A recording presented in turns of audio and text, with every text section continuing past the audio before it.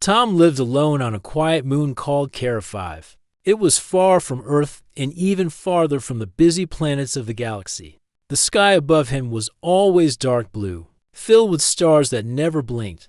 The ground was rocky, dry, and silent. Most people would find this place boring, but to Tom, it was perfect. He had a small cabin made of metal and stone, built by his own hands. He had a small vegetable garden, a solar fence, and an old farming drone named Unit 9 that helped him water the plants. His only living companion was a dog-like creature with short legs and big ears.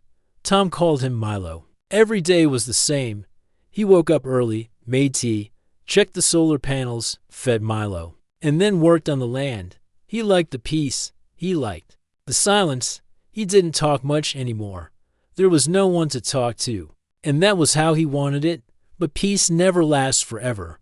One evening, while Tom sat on his porch drinking tea, he saw something strange in the sky.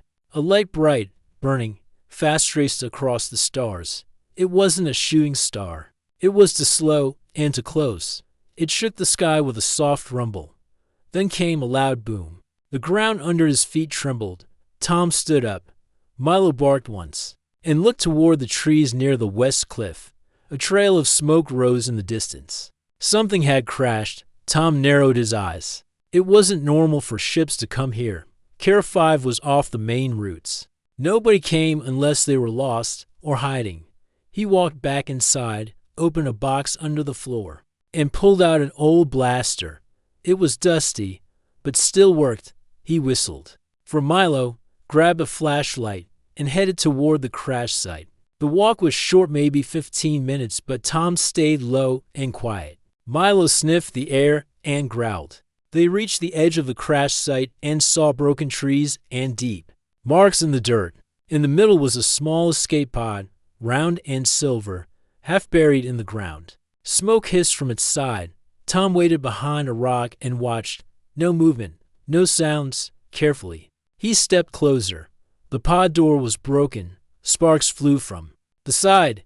Inside, he saw a figure curled up, still, and glowing faintly dotted. It was a woman.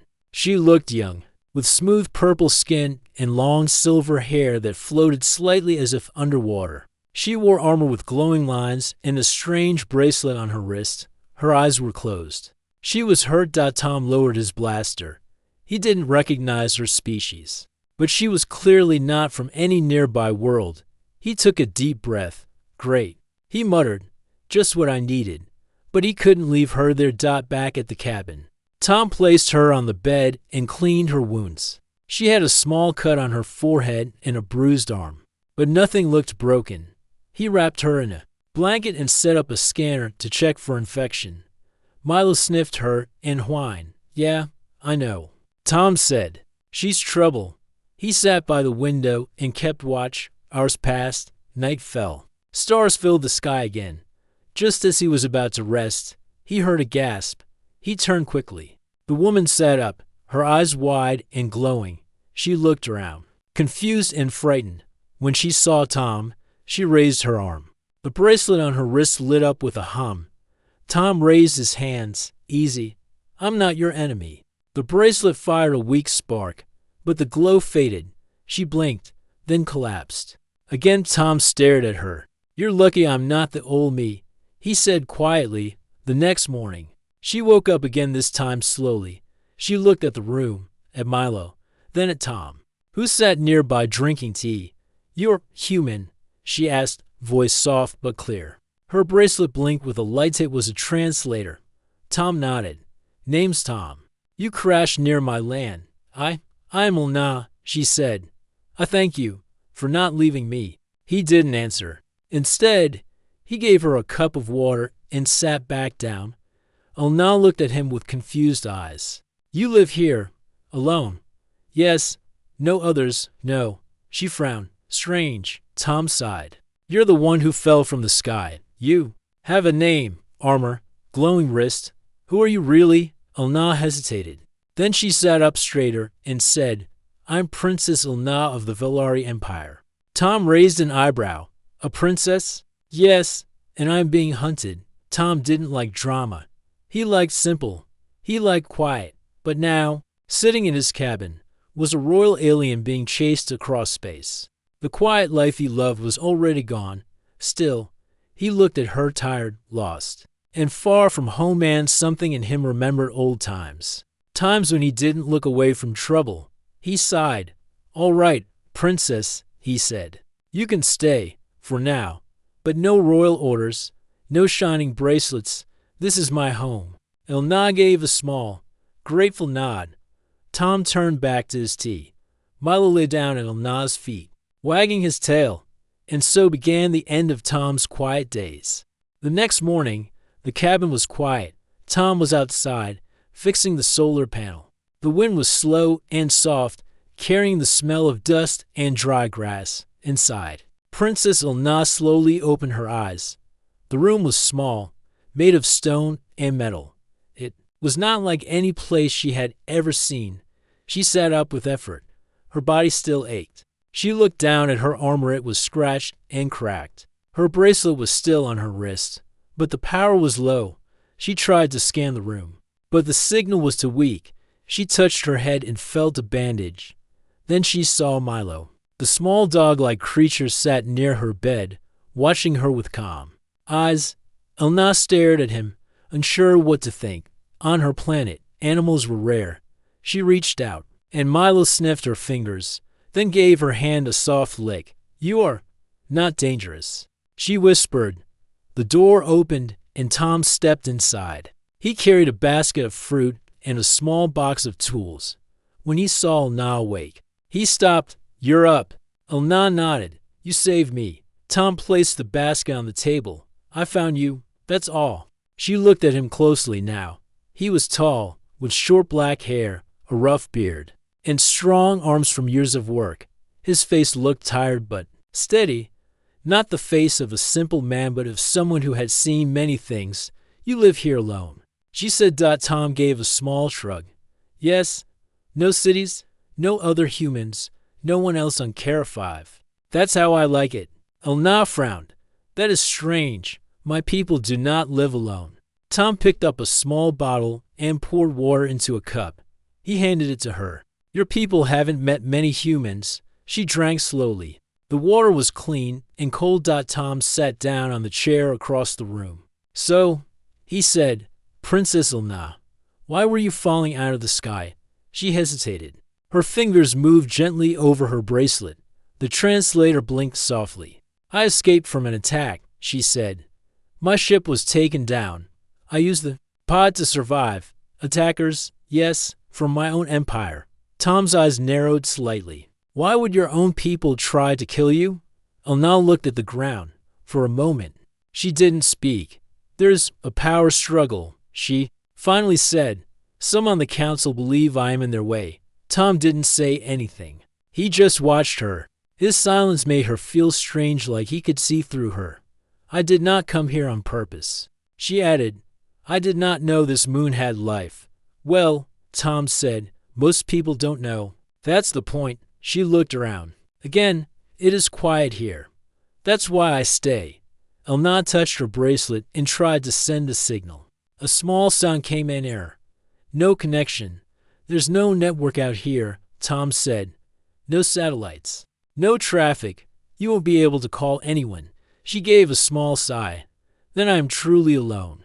Tom stood up. "You're not alone. You're just far from home." For the next few days, Elna stayed in the cabin to rest. She slept, healed, and ate the simple food Tom gave her, mostly fruits, bread, and hot tea. It was different from the rich meals on her home planet, but she didn't complain. Tom stayed busy. He fixed fences, repaired tools, and checked the crops. Elna watched him sometimes from the window. He didn't talk much, but he worked with care.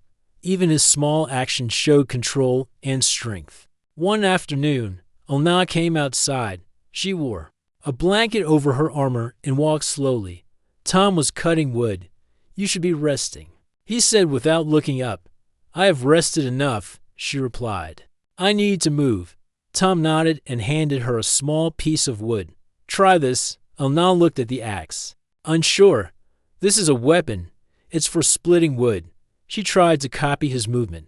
The axe hit the log but didn't go through. Tom stepped behind her and guided her arms. Like this, use your body, not just your arms. She followed his lead, and the axe cut through the wood. She looked surprised. Tom gave a small smile. See, they worked together for a short while. Milo lay nearby, watching them. Later that evening, as they sat by the fire outside, Elna looked at the stars. I always thought humans were wild, she said. Tom raised an eyebrow. Wild? Yes, our records show humans as fighters. Strong, emotional, dangerous. Tom stared at the fire. They're not wrong. But you are calm, gentle. You live alone and harm no one. Tom didn't answer right away. Then he said, that's because I used to be the other kind. Elna looked at him, curious. I was a soldier, Tom said, in the war. Earth joined the Galactic Defense Force. I was part of a small unit. We fought for peace. But peace doesn't come easy. What happened? I lost people, friends. I saw too much. When the war ended, I left. I found this place. Build a quiet life. Elna was quiet for a moment. Do you ever miss it? She asked. Tom shook his head. No, I miss the people, not the noise. Elna looked at him carefully. Maybe that's why they fear humans, she said softly. Because you walk away. But never forget how to fight. Tom didn't respond. The fire crackled between them. Suddenly, Milo barked. He stood up and looked toward the dark hills. Tom stood quickly and pulled out a small scope. He scanned the sky. A small blinking light hovered far away like a drone. What is it? Elna asked. Scout, Tom said. Too far for detail. Might be looking for you. Elna stood. Her voice shook a little. Then they know I survived. Tom lowered the scope. His face was calm, but his eyes were sharp. They'll be back, and next time, they'll come closer. Elna looked at him. What do we do? Tom turned toward the cabin. We prepare. The next few days passed with quiet tension. Tom didn't speak much, but he worked harder than usual. He checked the solar fence, fixed the roof, and cleaned his old storage shed. His movements were sharp, careful, like someone getting ready for something big. Princess Elna noticed everything. She didn't ask many questions, but she watched closely. She helped where she could, carrying wood, feeding Milo, and cleaning the cabin. At first, her movements were stiff and awkward, but slowly, she began to understand how things worked in this simple life. One morning, Tom gave her a small shovel. Come with me, he said. They walked to the garden, where dry soil waited to be turned. We need to prepare this row, Tom said. Elna looked at the ground, then at the tool in her hand. I'm not sure how to do this. Just follow me. He showed her how to press the shovel down, turn the soil, and clear the rocks. She copied him. At first, it was hard. Her arms hurt, her back ached. But Tom didn't complain, and she didn't want to either. After an hour, her armor was dusty, her hands were tired, and her face had sweat. She looked at the neat row they had dug together and smiled. I never did this before, she said. Tom looked at the row. Now you have. Later that day, Tom made them a simple meal: bread, roasted root vegetables, and tea. They sat on the porch as the orange sun set behind the hills. Elna sipped her tea carefully. This is nice. Tom nodded. Simple. My palace has 10 kitchens, she said. Servants cook every meal. I never even made toast before. Do you miss it? Elna thought for a moment. No, not the palace. Maybe the stars from the royal balcony. Maybe my mother's singing. But the rest, no. Tom didn't say anything. He looked at the horizon, where stars began to appear. That night, Elna lay on the small bed, staring at the ceiling. Her bracelet glowed softly, and she tapped it gently. The signal was still blocked. No network, no contact. She was still alone. She thought about her people. Were they still searching for her? Were the council members celebrating her death? And what about her guards? Did any of them escape the attack? A quiet voice broke the silence. You should get some sleep. Elna turned her head. Tom stood by the door, holding a blanket. He looked tired. She sat up. I was just thinking. He placed the blanket near her. Thinking too much can make you weak when you need to be strong. Elna nodded slowly. You speak like a soldier. Tom gave a small smile. That's because I was one. She looked at him with soft eyes. Do you ever forget? He shook his head. No, I just choose not to live like one anymore. Elna watched him leave the room and felt something warm and strange inside her chest. The next morning, Elna walked outside early. The air was cold, and a soft mist covered the ground. She saw Tom sitting near a large crate outside the shed. The lid was open, and inside were weapons old, heavy, and powerful. Blasters, grenades, a pulse rifle, and even a shield generator. She walked closer, surprised. You kept these? Tom nodded. I hoped I'd never need them again. Elna stared at the rifle. This is human military tech. Rare. Strong. Tom looked at her. Your enemies won't come with kindness. If they find you, they'll bring fire. She was silent for a moment, then asked, Will you fight again? Tom didn't answer. He closed the crate slowly and stood up. If I have to.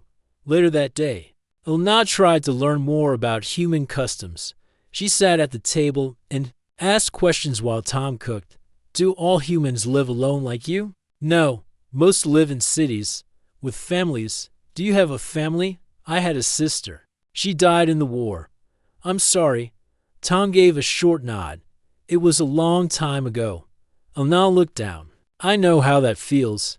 My brother was sent to the far front to fight. He never came back. They were quiet for a while. Then Elna smiled a little. What is this food? Root cakes. Very basic. She took a bite and nodded. It's good. Tom chuckled. You're the first royal to say that. In the evening, they sat outside again. Milo chased small glowing bugs near the fence. I don't understand something, Elna said. What, you? Live alone, far from everything. You have no friends, no family, and yet you helped me. Why? Tom looked at the stars. You were hurt. I don't leave people behind, but I'm not human. Doesn't matter. She watched him for a moment. On Valari, humans are seen as dangerous, emotional, wild. We were taught to avoid them. Tom looked at her, and now she gave a small smile. Now I wonder what else we were wrong about. That night, as they both rested, Tom stood outside, scanning the hills with a scope. His eyes caught something faint lights moving in the sky. Not stars, not natural. He lowered the scope and walked back inside. Elna looked up. Is it them? Maybe. I saw something. Could be a drone. Could be a scout ship. Elna stood slowly. Then it begins. Tom nodded. It was only a matter of time. She looked at him. What do we do? Tom walked over to the crate and opened it again. We prepare. The sky over Kara 5 was dark and heavy. Clouds moved slowly, and the stars were hidden. Inside the small cabin, silence filled the air. Tom sat at the table, cleaning a blaster. Princess Elna stood by the window, staring out at the hills. She could feel that something was coming. She turned to Tom. How long until they return? Maybe a day. Maybe less, he said without looking up. They're watching. Testing. Elna sat across from him. Her voice was low. They won't stop. They think I'm dead, but if they learn I'm alive, they'll send more. Tom put the blaster down and looked at her. Why? What did you do that made your own people want to kill you? Elna stayed quiet. Her eyes were far away, remembering things she didn't want to. Tom waited. Finally, she spoke. I said no. To what? To war.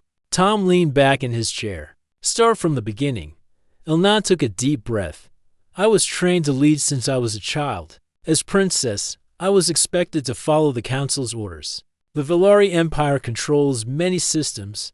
They want more. Always more. She looked down at her hands.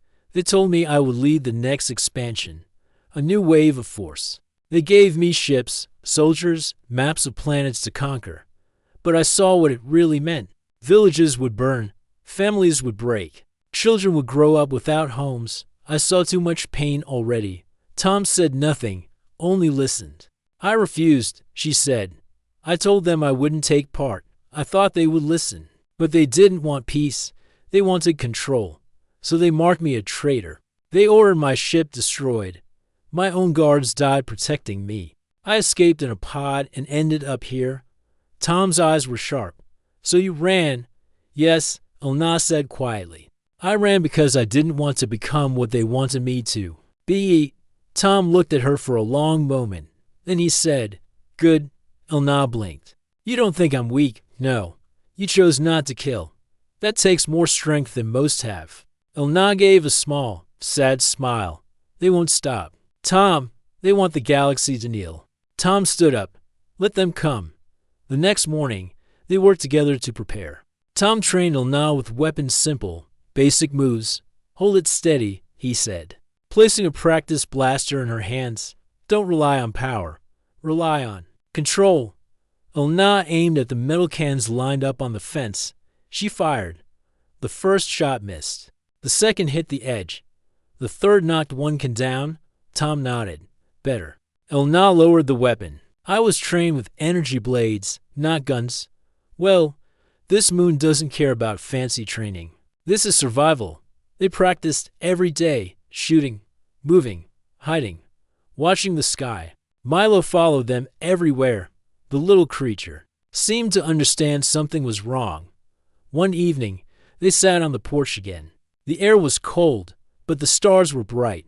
Elna wore a thick coat Tom had given her. She sipped warm tea and looked at him. Why did you really leave Earth? She asked. Tom was quiet for a moment. I saw too much, he said. The war wasn't just about winning. It was about losing everything. Friends, honor, peace. I fought because I had to. When it was over, I didn't recognize myself. Elna listened closely. I tried to go back to normal life, Tom said. But I couldn't. The noise, the people, the pretending it was too much. So I came here. You chose peace. Tom looked at the stars. I thought I did. Elna was silent, then said, You're still a warrior, even if you don't want to be. Tom smiled slightly. Maybe. But now I fight to protect, not destroy. She nodded slowly. I'm glad I met you. Tom looked at her. I'm glad. You survived. Later that night, Tom checked the perimeter. He used a small scanner and climbed a rocky hill nearby. From there, he could see far into the distance. A light blinked near the northern sky. He stared at it, too far for a ship. But not natural.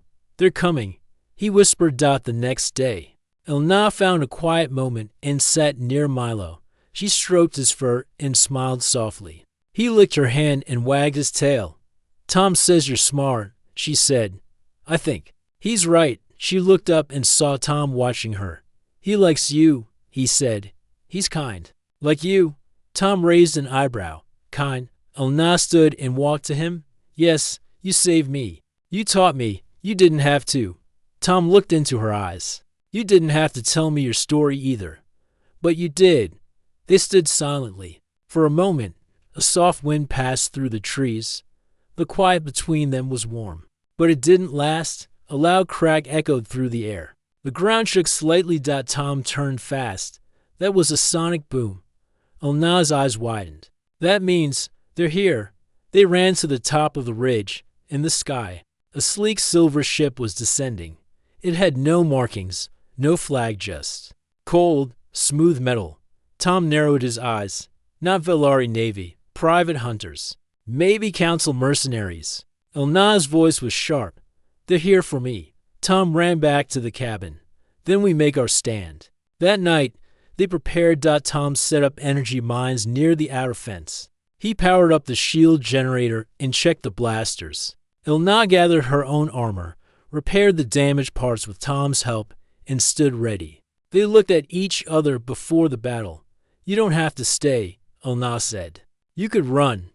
I won't blame you. Tom shook his head. I've run enough. Elna placed a hand on his shoulder. Then we fight together. Tom nodded. And under the dark sky of Kara 5, a farmer and a princess stood side by side, ready to face what came next. The wind on Kara 5 was silent, but the land felt tense. The silver ship had landed beyond the ridge. It sat there, still and cold, like a beast waiting in the dark. Tom watched it through a small scope from the top of the hill. No flags, no sound. But he knew what it was. Hunters. He returned to the cabin where Elna was tightening her armor. Her purple skin was hidden now under glowing silver plates. Her eyes were calm, but her hands moved quickly. They haven't sent anyone out yet, Tom said. They're scanning, watching. They're trying to find me, Elna replied. Or waiting for nightfall. Tom nodded. Then we hit them before they're ready. Elna looked surprised. We attack first. They'll come anyway. Let's remind them who they're dealing with. Just before sunset, Tom and Elna moved out. Tom carried a pulse rifle and a pack of charges. Elna held her energy blade and a small shield disc. They moved through the trees and rocks. Low and quiet, Milo stayed behind, guarding the cabin. As they neared the ship, Elna whispered, "Why do you fight so well? You were a soldier, but this is more." Tom kept his eyes ahead. "I led a shadow unit. In the war, we stopped invasions before they started. Quiet, fast, final." Elna looked at him with new understanding. "You were more than a soldier. I was something I don't want to be again." They reached a ridge above the ship. Tom pointed. "There. That's the power core. Small, near the left wing. If I place a charge there, it'll shut down their systems." Elna nodded. "What about the guards?" "Stay behind me." As they climbed down, 2 guards appeared near the ramp. They wore dark armor and carried plasma rifles. Tom raised his weapon and fired one clean shot. Then another. Both guards fell before they could even speak. Elna stared. "Precise." Tom placed a charge under the ship's wing. "Let's move." But before they could escape, a loud alarm rang out. "They saw us," Elna said. Tom grabbed her hand. "Run!" Blaster fire hit the rocks behind them. Red light lit the trees as more guards rushed out of the ship. Tom and Elna ducked behind a large boulder. "We're pinned," Elna said. "Not for long." Tom clicked a small remote. Boom! The charge exploded, shaking the ground. The ship's lights went out. Sparks flew from the hull. The guards shouted in panic. "Now!" Tom shouted. They moved fast. Elna activated her shield and blocked incoming shots. Tom returned fire, taking down to more attackers. Elna leapt forward, using her blade to knock one guard aside with a glowing arc. They fought like they had trained together for years. Tom calm and sharp, Elna fast and fierce. After 10 minutes of battle, the rest of the hunters pulled back. The broken ship hissed and sparked. The survivors ran toward a backup shuttle. "They're retreating," Elna said, breathing hard. "For now," Tom said. "But more will come." They stood among the burning wreck, smoke rising around them. Elna looked at Tom. "You saved me again." Tom shook his head. "You fought too." "You're not the same princess who crashed on my land," Elna smiled. "And you're not just a farmer." They returned to the cabin late at night. Milo barked once and wagged his tail. Happy they were safe, Tom checked the security screens while Elna rested. "We hit them hard," Tom said. "But someone will notice. The Villari Council won't stop just because one team failed." Elna sat on the bed. "There's something I didn't tell you." Tom turned slowly. "What is it?" "There are people who support me, in secret. A small group inside the Empire. They call themselves the Resistance." Tom raised an eyebrow. "Why didn't you say this before?" "I didn't know if I could trust you," she said. "But now, I do." Tom sat down across from her. "Do they know you're alive?" "No, but I wore this." She held up her bracelet. "It holds a special beacon. Only the Resistance can read it. When I activated it during the fight, they may have seen it." Tom nodded. "Then help may come." "Yes, but also risk. If the Council tracks the signal, they might send a full force. Then we don't wait. We plan." The next day, Elna helped Tom clean the land. Burnt trees, broken fences, and small craters marked the battle. They worked side by side, rebuilding quietly. As they worked, Elna asked, "What will you do if I leave?" Tom stopped for a second. "Don't know. Maybe go deeper into the mountains or find a new moon. And if I ask you to come with me," Tom looked at her. "Where?" "To Villari space, to help the Resistance, to stop the Council." Tom didn't answer right away. Then he said, "You sure you want me there? You're the only person I trust now." Tom gave a small nod. Then, maybe I'll come. That evening, a soft light blinked on Elna's bracelet. She looked down and gasped. They found me. Tom stood. The council? No, the resistance. They answered my beacon. She touched the bracelet. A small voice came through. Princess Elna, this is Captain Wren. If you're alive and can hear this, we're sending a scout to Kara 5. Hold your position. You are not alone. Elna smiled. For the first time in many days, her eyes held true hope. Tom looked at the stars. Then the real fight is just beginning. The morning sun rose over Kara 5, casting long shadows across the rocky land. The quiet that had returned after the battle was fragile. Tom stood near the cabin, looking out at the horizon, where the sky met the distant hills. His mind was heavy. With thoughts he had tried to ignore inside, Elna sat at the small table, staring at her glowing bracelet. The message from the resistance played again and again in her mind. They had found her. Help was coming. But with help came responsibility. Tom walked inside, carrying 2 cups of steaming tea. He handed one to Elna and took a seat opposite her. They're sending a scout ship, he said quietly. Could arrive any day now. Elna nodded slowly. I must prepare. The resistance expects me to return and lead. Tom looked at her, studying the determined set of her jaw. Are you ready to go back? He asked. Elna's eyes did not waver. I have no choice. The council will not stop hunting me. The resistance needs me. I am their hope. Tom sighed and ran a hand through his hair. You know it won't be easy, he said. Returning means facing the council. Facing war again, yes. Elna said. But it also means hope.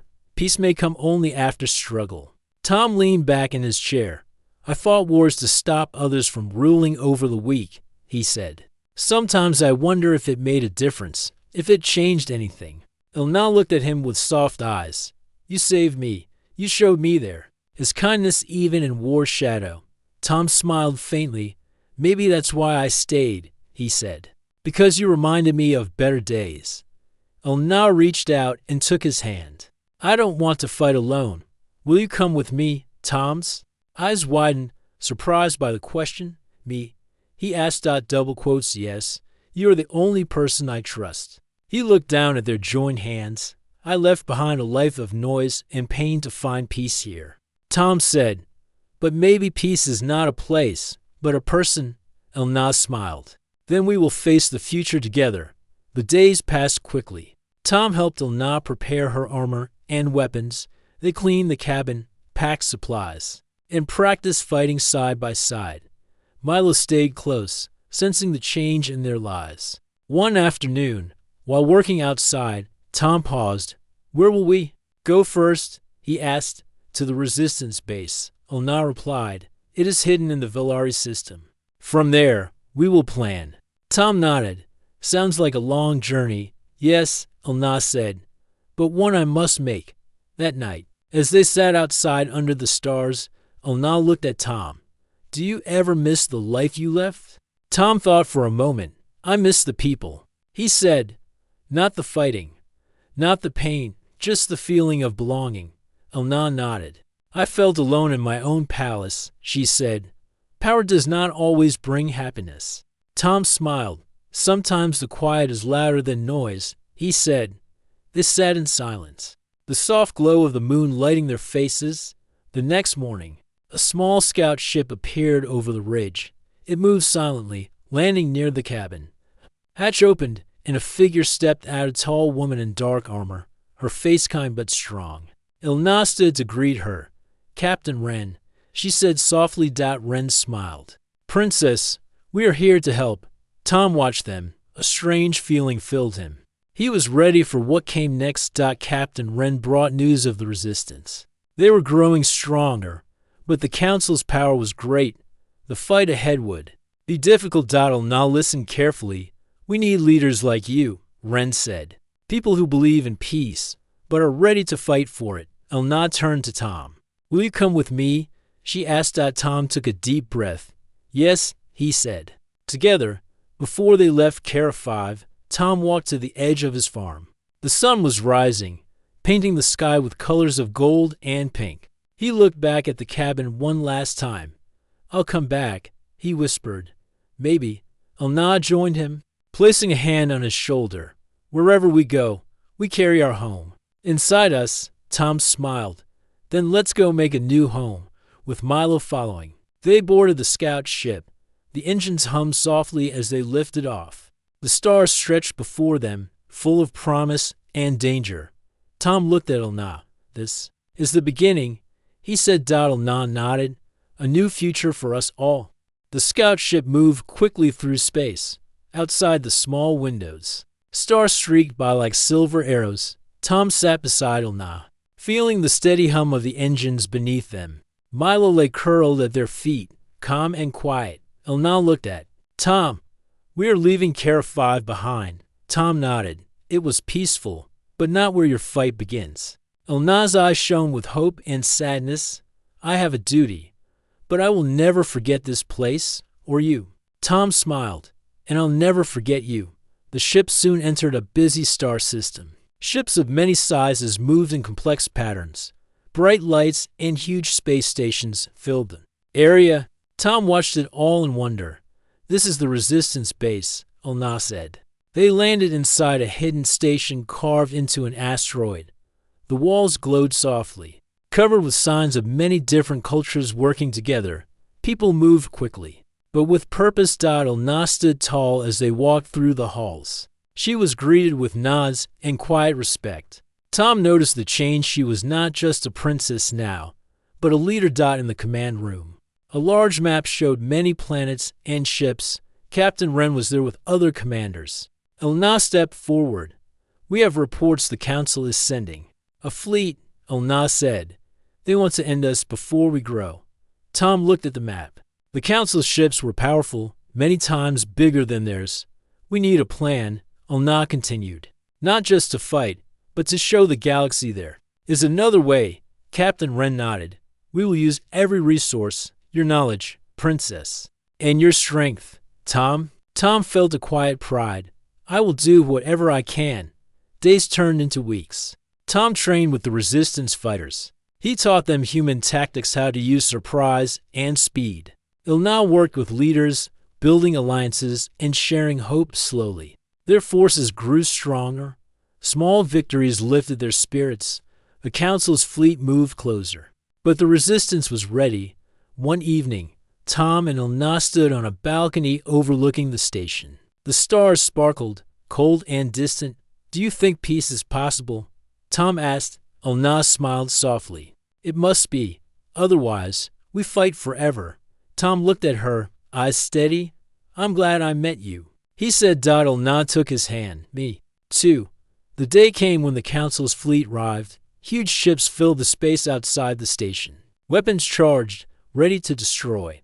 But the Resistance was not afraid. Elna gave the command. Ships launched from the station. Fighters darted through the void, attacking the larger fleet. Tom piloted a small fighter, moving fast and precise. Elna led from the command center, her voice calm and strong. The battle was fierce. Explosions lit the darkness. Ships fell and rose. It was a dance of destruction and hope. In the middle of the fight, Elna's ship was targeted, a council ship. Locked weapons on her. Tom saw it through his screen. He pushed his fighter to block the attack. Blaster fire hit his shields, but he stayed between Elna and danger. "Hold on," he shouted over the radio.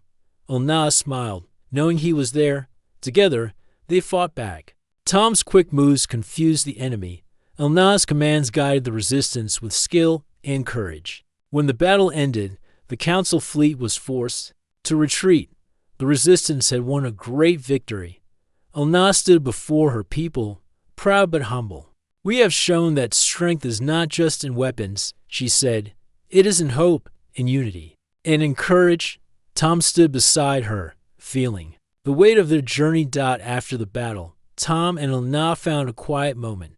They looked at the stars from the station's highest point. "Where do we go now?" Tom asked. Elna looked ahead.